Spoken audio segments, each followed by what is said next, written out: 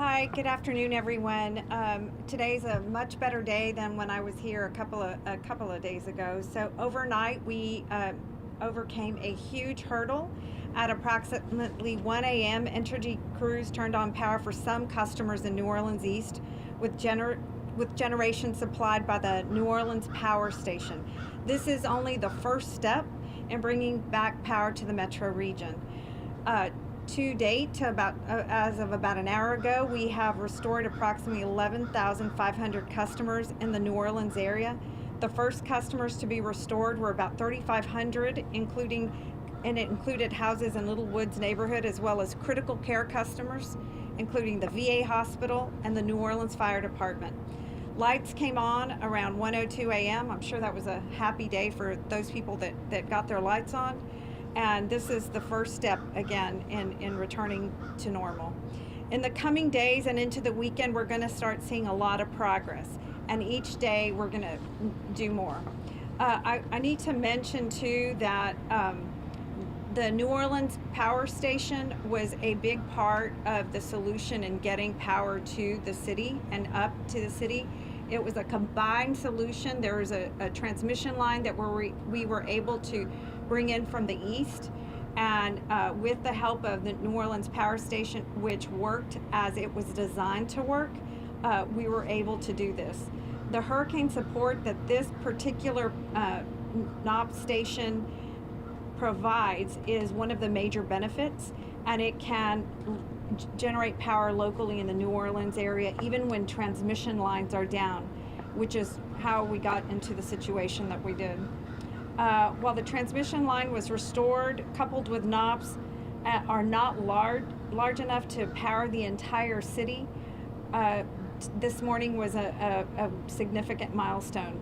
So power is delivered to neighborhoods where connection was possible and where customers need it most, when customers need it most following a hurricane. I want to move on to restoration. In terms of the restoration, the way that it's working is we are moving from the New Orleans East area towards 9 miles. So we're trying to make a loop. We're going west around the city, and it will go from substation to substation. So we're not picking neighborhoods, we're following the flow of electricity, and the electricity has to go safely from substation to substation. There are 10 substations that are ready to serve customers. I also want to make sure that I share with everyone where we are in terms of damage assessment. So as we've been doing this and restoring power to the area, remember when I was here last, we talked about the first step was to do the damage assessment. That was occurring all simultaneously with transmission, distribution, and generation. Good news is generation was up and ready to go. And so that worked out fine. There was not enough damage in our local to our local generators that allowed us or kept them away from working for us. The second piece in transmission is clearly where we sustained the most damage, and so that ongoing damage assessment is occurring. And then finally, our distribution damage assessment. I understand we're about 50% of the way through on distribution damage assessment.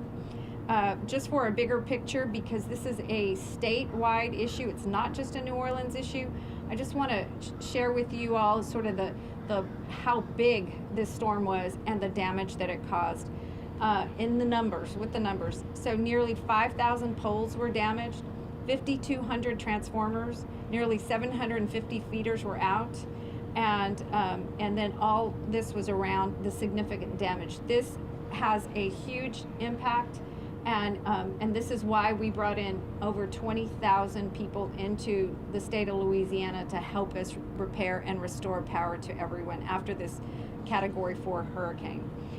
Finally, I would be remiss if I didn't add to what I call our first responders. It's the line crew, the linemen, the people that feed the linemen, and all the folks, the 20,000 people, 20,000 plus people who have come to the state that are staying in hotel rooms, also dealing with COVID protocols. So remember, we are all having to do the same thing as everyone else. And I thank the police officers and the firefighters firefighters, and all the first responders. We are all working together on this, and it is a magnificent feeling to see all the folks that are working so hard with the trucks. If you see a lineman, say thank you.